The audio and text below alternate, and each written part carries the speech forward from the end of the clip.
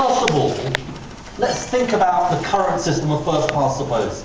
Because the No campaign have been very effective at making the whole issue of this election about AV. Let's talk about the current system. In the current system, we have just 1/3 of MPs elected with more than 50% of the vote. Now, that wasn't always true. In the 1950s, 80 or 90% of MPs were elected with more than 50% of the vote. Given that system, given that almost every major emerging country has not adopted first past the post, you have to ask, why stick with it in Britain when there is an alternative? Secondly, let's talk about a truth of first past the post, a truth that political parties often don't want to talk about, which is where we target resources. Of course we target resources on the most marginal seats, on those seats that are battleground seats. Now, I believe many of my colleagues in safe seats work hard for their vote and work hard for their constituents. But it's about where resources are targeted by national parties. I think people right across this country deserve to have resources targeted on them. And then finally, the third issue, our political culture.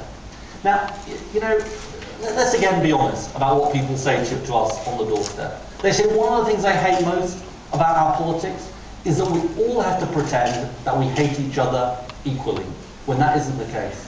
And that is the only incentive, now some of us say to each other, indeed some of us around the cabinet table, but the truth about this is, that isn't the way politics really is, but there's no incentive in first past the post to do anything other than say that. AV, the alternative vote system, encourages people to reach out. So they are my arguments for a change. They are the principal arguments that we should be using in these last 48 hours. The argument that every MP will have to seek out a majority. The argument that more people's votes will count. And the argument that it can change our political culture for the better. Now, what about the myths of the No campaign? Let's just be absolutely clear, these are myths. The myths about the costs, a complete myth. The myths about those hundreds of millions of costs, which actually nobody in the cabinet seems willing to defend.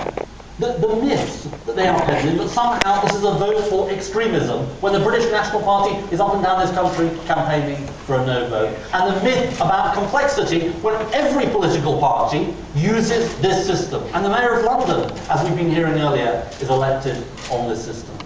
There's one final argument I want to make, if you'll forgive me. It is a principal case that I'm making for a yes vote, but it's something else as well. When you think about the history of this country, it has been a conservative century, the 20th century.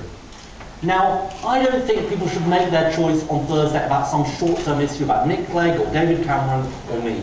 But I do say this to you, that I think we should have a system that fairly reflects the preferences of people up and down the country. And I do not feel that the current system, first past the post, does that. That's one of the other reasons why I'm for the alternative vote. I believe this is a progressive country. And I believe that actually we should have a system that reflects people's preferences. Let me just end on this point. People will say